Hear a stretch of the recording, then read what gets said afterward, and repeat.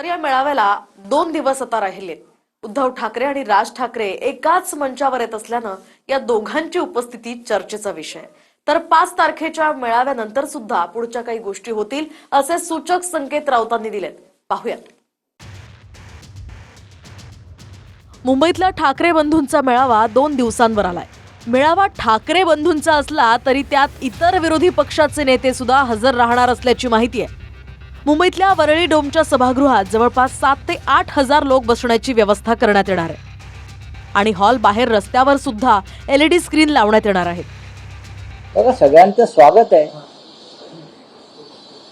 पण एक लक्षात घ्या, या मेळाव्याची तयारी ही शिवसेना, उद्धव बाळासाहेब ठाकरे आणि मनसे हे दोनच पक्ष करतात। बाकी सगळ्यांना खुलं निमंत्रण आहे आणि त्या खुल्या निमंत्रणानुसार जे येतील तर त्यांचं आम्ही स्वागतच करू। हिंदी सक्तीच्या GR विरोधात आधी ठाकरे बंधूंनी मोर्चाची घोषणा केली होती, पण सरकारनं GR रद्द केल्यानंतर ठाकरे बंधूंनी विजय मेळाव्याचं आयोजन करत एकत्र येण्याचं ठरवलं। म्हणजेच दोघांनीही एकत्र यायचंय हे यातनं सिद्ध होतं आणि संजय राऊतांनी 5 तारखेच्या मोर्चानंतर पुढच्या गोष्टी घडतील असंही म्हटलंय। म्हणजेच वरळीतला मेळावा दोन्ही भावांना एकत्र आणण्यासाठी हा प्लॅटफॉर्म आहे। आधी 5 जुलैला एकत्रित कार्यक्रम होऊ द्या, त्या कार्यक्रमाचा आपण आनंद घ्या, आस्वाद घ्या आणि त्यानंतर आम्ही पुढची पावलं काय आहेत ते आम्ही पाहू ना महाराष्ट्राच्या हितासाठी। पण दोन्हीही ठाकरे बंधूंनी ठरवलेलं आहे की महाराष्ट्राच्या हितासाठी आणि मराठी माणसावरील जो अन्याय सुरू आहे त्या विरोधामध्ये लढण्यासाठी आपण एकत्र राहायला पाहिजे, नाहीतर या महाराष्ट्राच्या आणि मराठी माणसातील लचके तोडले जातील।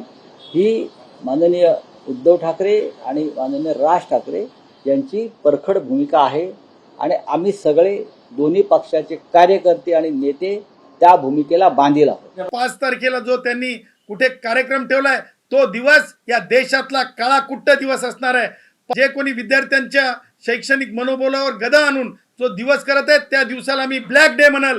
त्या दिवसाला 5 जुलै हा या देशातला ब्लॅक डे, कारण सामान्य मुलांचे 5 क्रेडिट्स मायनस करून मारक ठरून जे आहेत एक विजय उत्सव करायला चाललेत, एक क्रांती दिवस म्हणायला चाललेत, त्या क्रांती दिवस नसून तो ब्लॅक डे है, ब्लॅक डे है, ब्लॅक डे है। मेळाव्या संदर्भात एक टीजर सुद्धा जारी करण्यात आलाय, ज्यामध्ये 2 सिंह दाखवले असून एका सिंहाच्या मदतीला दुसरा सिंह जातो। त्यावरून नेमकं अडचणीत कोण आहे हे टीजर मधून स्पष्ट होत नाही असं म्हणत शिंदेचे मंत्री शिरसाट यांनी ठाकरे बंधूंना डिवचलंय। सध्याला त्यांचं जे चालू आहे ना, लोकांकडे एक चित्र तयार करतायत ते की सर्वजण आम्ही दोघंजण एकत्र येतोय। आता मुळामध्ये राजसाहेबांची याच्याबद्दलची भूमिका आणखी स्पष्ट नाही आणि आज जो काही त्यांनी टीजर वगैरे काही प्रदर्शित केला म्हणतात आम्ही पाहिलेलं नाही, पण एक वाघ अडचणीत आहे, दुसरा वाघ सोडवायला येतोय। मग आता नेमका वाघ कोणता अडचणीत आहे हे त्यांनी स्पष्ट केलं पाहिजे होतं। मग राजसाहेब सोडवायला येत आहेत का हे उद्धव साहेब त्यांना सोडवायला जात आहेत हे समजलं पाहिजे ना। म्हणजे एखाद्याला क्रिटिसाइज करून मी तुझ्या मदतीला येतोय असं काहीतरी त्यांची भावना असावेत ना, आणि मला वाटतं राजसाहेब हे सहन करणार नाहीत। ठाकरे बंधू एकत्रित आले तर राजकीय समीकरण बदलणार हे निश्चित आहे, पण तुर्तास तरी मेळावा हा मराठी अजेंडा असल्याचं राज ठाकरे यांनी स्पष्ट केलंय। Bureau report, TV9 Marathi, Mumbai.